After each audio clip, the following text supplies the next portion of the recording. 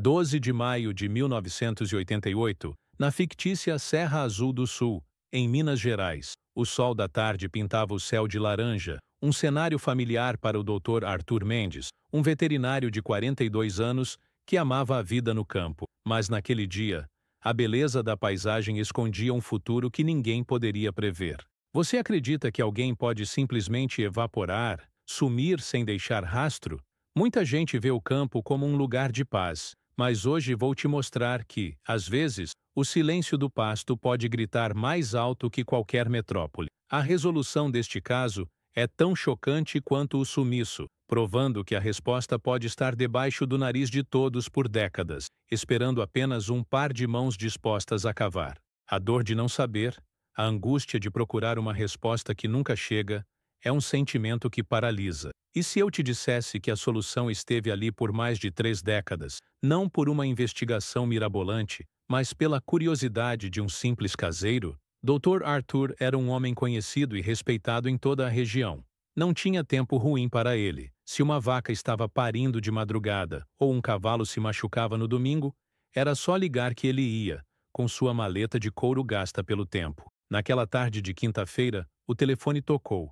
Era da Fazenda Sete Quedas, uma propriedade imensa e isolada do Coronel Bastos, homem de poucas palavras e muita terra. A chamada era urgente. Uma de suas melhores vacas leiteiras não estava bem. Sem hesitar, Dr. Arthur pegou sua caminhonete, uma F1000 surrada, e pegou a estrada. Avisou a esposa, Dona Elza, que não demoraria, que voltaria a tempo para o jantar. Só que o Dr. Arthur nunca mais voltou para casa. A noite caiu.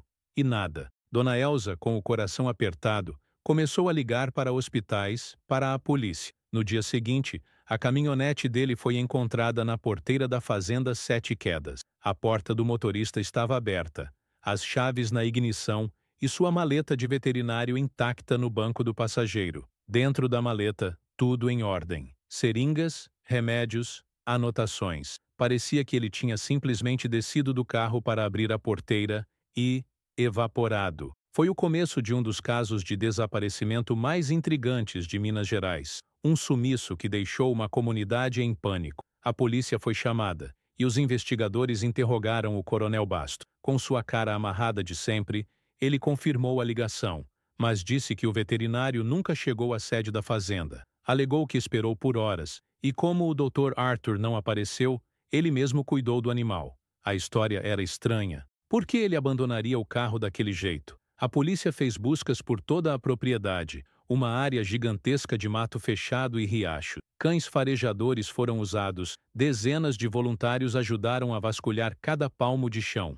Nada. Nem um botão de camisa, nem um rastro. Era como se a terra tivesse engolido o Dr. Arthur. A investigação na época era muito mais precária. Sem câmeras, rastreamento de celular ou testes de DNA sofisticados, tudo dependia de testemunhos e evidências físicas, que não existiam. O Coronel Bastos era o principal suspeito, mas não havia uma única prova contra ele. Sendo um homem poderoso e influente, ninguém tinha coragem de enfrentá-lo. O caso foi esfriando, as buscas diminuindo, e a esperança da família se transformando em um luto silencioso. Esse é o drama de muitos desaparecidos, a falta de um desfecho. Para a polícia virou mais um arquivo empoeirado. Para a cidade, uma lenda. Contavam que o veterinário fora pego pelo lobisomem ou que fugira com outra mulher.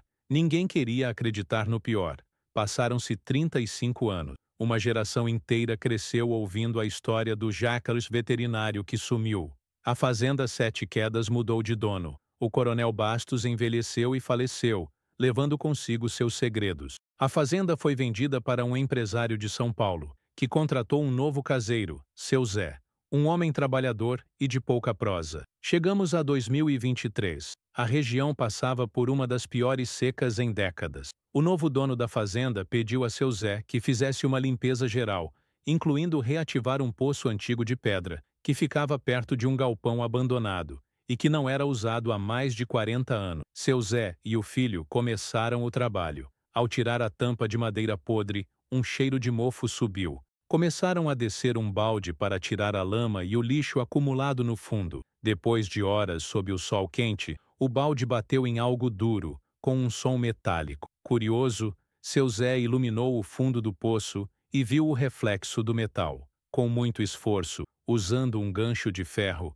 eles conseguiram içar o objeto. Era uma caixa de metal, tipo um cofre pequeno, toda enferrujada. Com uma marreta, conseguiram arrombar o cadeado. O que encontraram lá dentro foi de arrepiar. Envoltos em um plástico grosso que milagrosamente protegeu parte do conteúdo, estavam os pertences de um homem, um relógio de pulso parado, uma aliança de casamento com a inscrição Traudwe para Arthur, com amor, Elzan, e uma carteira de couro com os documentos amarelados do Dr. Arthur Mendes. 35 anos depois, a primeira prova concreta do que aconteceu com ele estava ali. Mas tinha mais. Havia também um pequeno diário de capa dura, com as páginas manchadas pela umidade. Seu Zé sabia que aquilo era importante e levou tudo direto para a delegacia. A notícia caiu como uma bomba e o caso do veterinário desaparecido foi reaberto. Aquele achado era a peça que faltava no quebra-cabeça. A investigação ganhou um novo fôlego,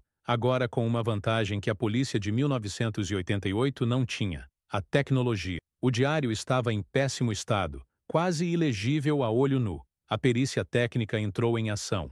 Usando técnicas avançadas de restauração, como luz infravermelha e softwares de imagem, os peritos começaram um trabalho minucioso para recuperar as últimas anotações do Dr. Arthur. E o que descobriram naquelas páginas mudou toda a história. As últimas anotações não falavam sobre uma vaca doente. Dr. Arthur, na verdade, estava usando suas visitas a fazendas remotas para investigar uma rede de contrabando de animais silvestres e pedras preciosas. Ele estava juntando provas para entregar tudo às autoridades federais. Naquele dia, 12 de maio de 1988, a chamada do Coronel Bastos foi uma armadilha. A última anotação do diário, recuperada com muito custo, era curta e aterrorizante.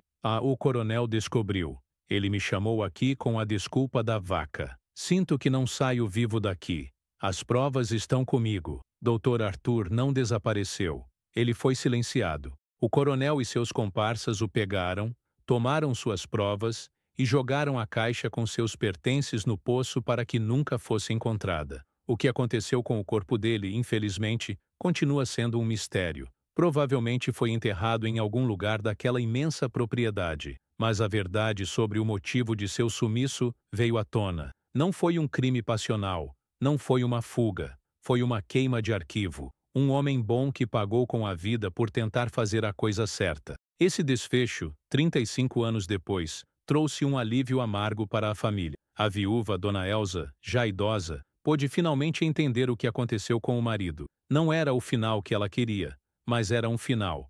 Encerrou décadas de incerteza, a pior das torturas, e tudo isso graças a um homem comum e um poço esquecido. Isso nos mostra que a verdade pode ser enterrada fundo, mas raramente morre. Uma hora ou outra, alguém decide limpar o poço. A investigação foi oficialmente concluída como homicídio, com o falecido Coronel Bastos como principal autor. A honra do Dr. Arthur foi restaurada. Ele não era um homem que abandonou a família. Ele era um herói. Esse caso serve como um alerta. Nunca sabemos o que se passa por trás da porteira de uma fazenda, ou do sorriso de um vizinho. A maldade humana, muitas vezes, se esconde nos lugares mais pacatos. A justiça pode tardar, mas como vimos hoje, ela pode não falhar.